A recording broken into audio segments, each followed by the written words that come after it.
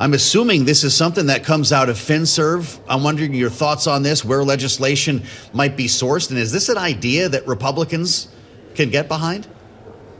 Well, far too many people can't afford the homes that they could have a generation ago.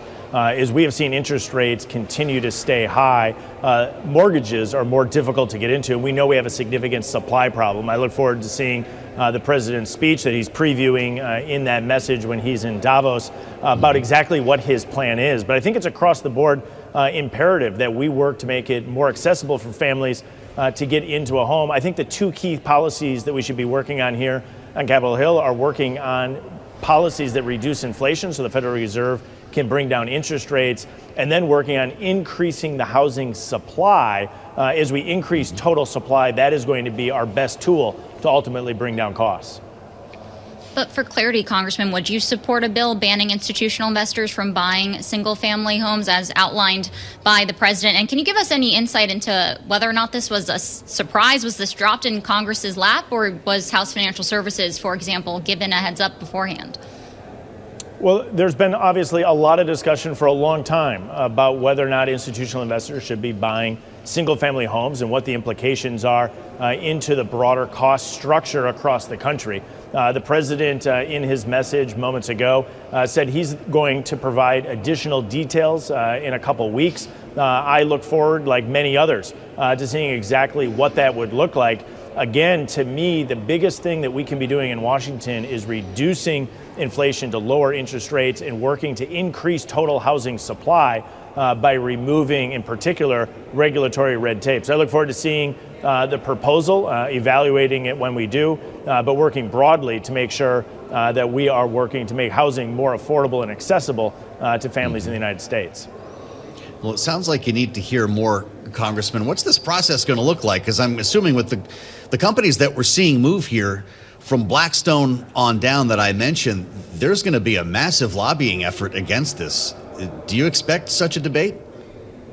Well, this debate has, in many ways, been ongoing for months. Mm-hmm. I think there is a lot of concern about what is driving up housing costs, making getting into, in particular, a new home for young couples more and more difficult.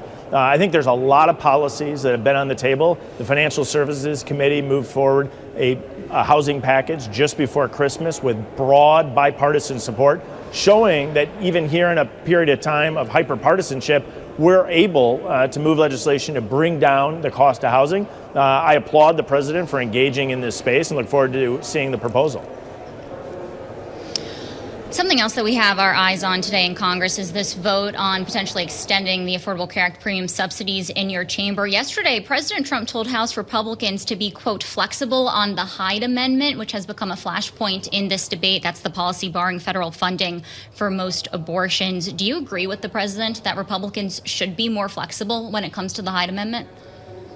I don't think Americans should be required to pay for abortions. I think the Hyde Amendment's an important amendment that protects Americans who do not support federal funding of abortions.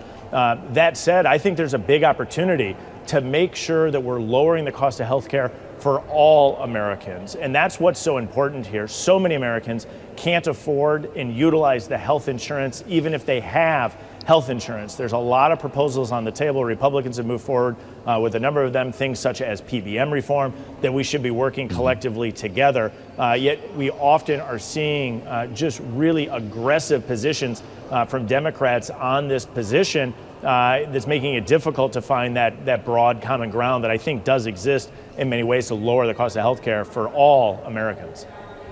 So where do you think this is going, Congressman? We've got this discharge petition that Tyler refers to that's going to bring a floor vote, I believe, tomorrow on extending Obamacare subsidies.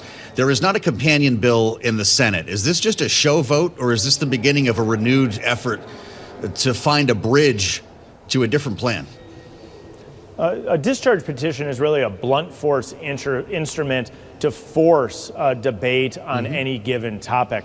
As I have often said, inside the Democrat-drafted subsidies that are going to insurance companies, there's significant waste, fraud, and abuse, and there's Biden administration memos from their Treasury Department outlining how this is being abused by insurance companies. And so at a minimum, we would need significant reforms. I think broadly, there is space where we can work to lower the cost of healthcare for all Americans. And I think, again, PBM reform, HSAs, in empowering individuals to be purchasing that insurance rather than empowering insurance companies, as the Democrat legislation has done, is the best path forward.